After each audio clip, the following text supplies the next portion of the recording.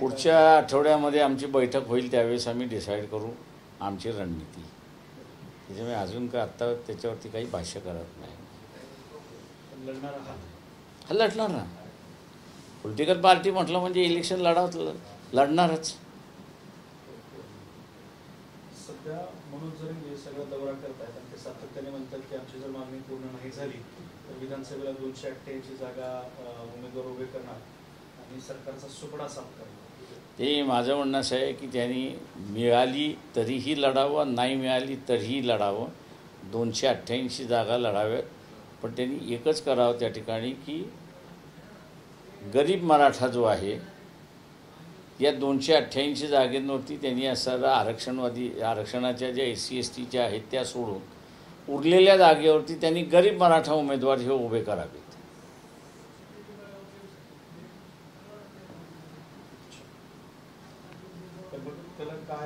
भवितव्य कशा स्वरूपाचं असेल माहीत नाही. भवितव्य इलेक्शनमधलं कोण सांगू शकते? भवितव्य कोणी नाही. लोकांच्या मनात असेल तर लोक मतदान देतील. फक्त माझं एवढंच जरांगे पाटलांना राहणार आहे की हे जे 31 खासदार निवडून आलेत मराठा समाजातले, ते सगळे एकमेकांचे नातेवाईक आहेत.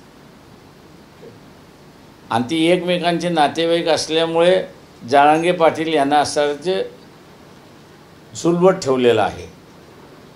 आता जरांगे पाटील यांना गरीब मराठ्याला न्याय द्यायचा असेल तर त्यांनी SC STच्या जागा सोडून उरलेल्या जागेंवरती असणारा गरीब मराठा हा उमेदवार त्यांनी उभा करावा.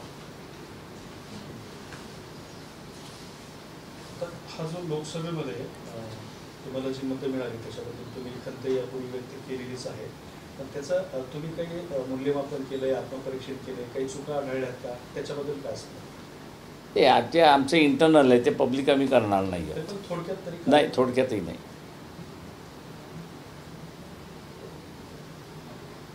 उद्धव ठाकरे सध्या फिरतायत, तुमची मागे युती झाली होती पण सोबत ती तुटलेली आहे. आता त्याच्यात काही राहिलेलं नाही आहे. नंतर सध्या वंचितचा कोणी मित्र असू शकतो का येणाऱ्या विधानसभेत? मला म्हटलं ना, आठ दिवसानंतर आम्ही असं बसणार आहोत. त्यावेळेस आमचे मित्र कोण असतील आणि आमचे दुश्मन कोण असतील ते आम्ही सांगतो.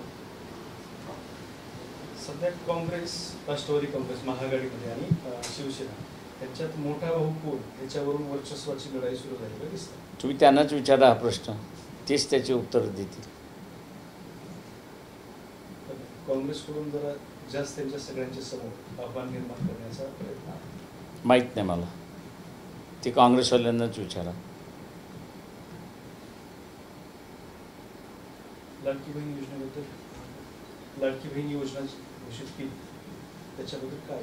त्याच्याबद्दल मला वाटतं 2-4 ज्या कविता आल्या त्या फार चांगल्या आल्या किंवा कॉमेंट आल्या त्याही फार चांगल्या आल्या की तुम्ही 1,500 रुपये महिना दिलात त्याच्याबद्दल आम्ही आभारी आहोत. पण या 1,500मध्ये आम्हाला गॅस स्वस्त मिळाल का? या 1,500मध्ये मी माझी फी भरू शकते का? या 1,500मध्ये महागाई वाढलेली आहे तर मी पौष्टिक आहार खाऊ शकते का?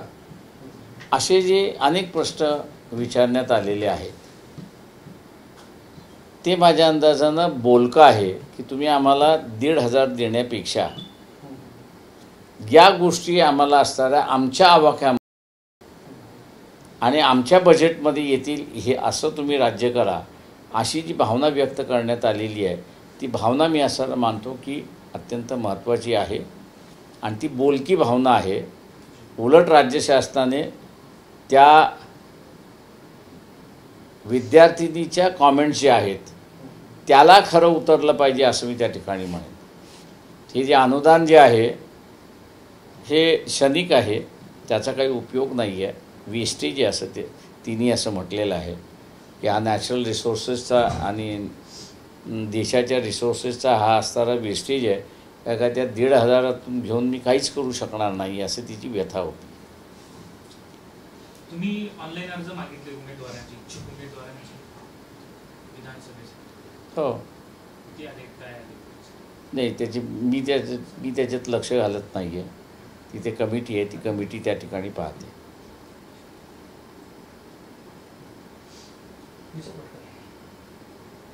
पण दुसरा एक मुद्दा आहे पाठीमागे, म्हणजे त्या विषयात तुम्ही सध्या बोलायचं टाळताय, पण मागील लोकसभेला काँग्रेससोबत तुमचं अलायन्स होण्याच्या संदर्भात 3-4 तुमच्या बैठका झाल्या होत्या, पण तुमची काही अलायन्स होऊ शकलेली नाही. आता काँग्रेसला मोठं यश मिळालं, 13 खासदार त्यांचे निवडून आले, 14वा सुद्धा त्यांना येऊन भेटलेला आहे. त्याच्यामुळे त्यांचा कॉन्फिडन्स निश्चित वाढला. तर विधानसभेला ते आत्ता तुमच्यासोबत बैठकातील घेतील का, असा प्रश्न आहे. आम्ही बसणार का हा तुम्ही काय विचारत नाही. तो तर विचारलं सुरुवातीला. हा म्हणून म्हटलं ना, आमची मर्जी असेल तर आम्ही बसू ना. म्हणून म्हटलं आठवड्याभरानंतर आम्ही सांगू तुम्हाला.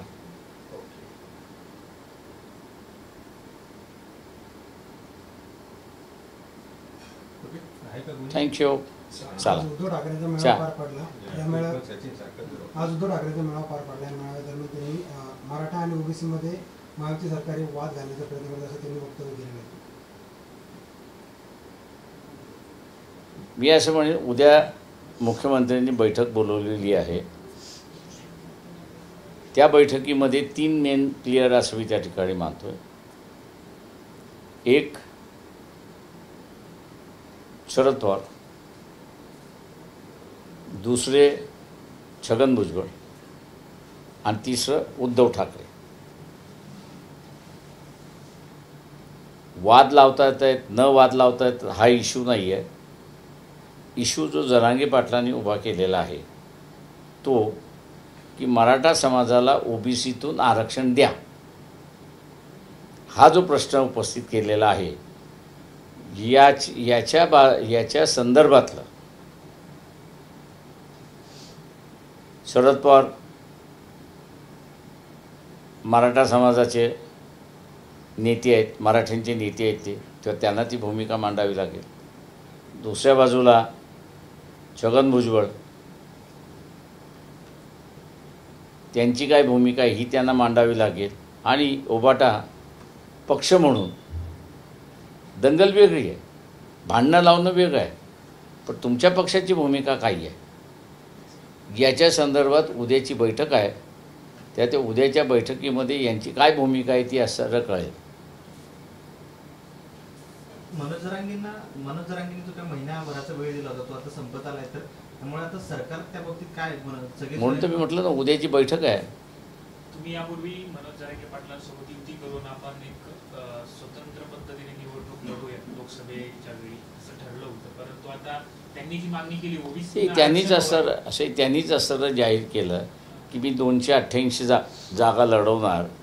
त्याच्यामुळे तो प्रश्न निकालात निघाला, म्हणजे आता युतीचं नाही, त्यांनीच निकालात काढलेला आहे. तुमची इच्छा आहे का? आता इच्छेचा प्रश्न राहत नाही राजाभाऊ.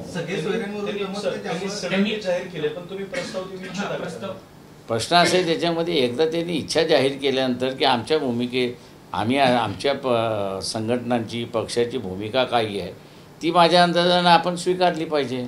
ती त्यांची भूमिका आहे. जर त्यांनी स्वतंत्र उमेदवार उभा केले तर ते फॉर कोणासाठी राहील मला काय माहिती, त्यांनाच विचारलं पाहिजे. सगळे सोयऱ्यांच्या या सगळ्या मुद्द्यावरून तुम्ही नाही म्हणता, बोलला होतात मागे, खरंच ते वैधानिक आहे का सर, किंवा त्याला पर्याय काय का आंदोलन त्या सगळ्या? नाही, माझं म्हणणं असं आहे की या सगळ्या सोयऱ्यांच्या संदर्भातली उद्या चर्चा होईल, काय होते तेवढी असं बघा आपण, आणि त्याच्यानंतर मग मी बोलेन. मराठा समाजातले काही अभ्यासक आत्ता असं म्हणायला लागले की सगळ्या सोयीची जी मागणी आहे तर ती काही पूर्ण होऊ शकणारी नाही. म्हणजे नाव सांगतो, बाळासाहेब सराटे असतील किंवा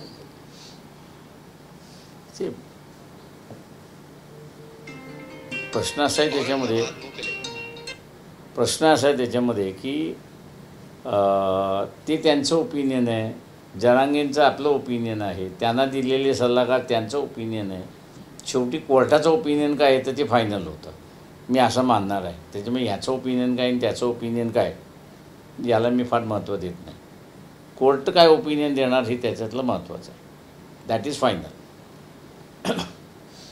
चलो, थँक्यू सगळेजण.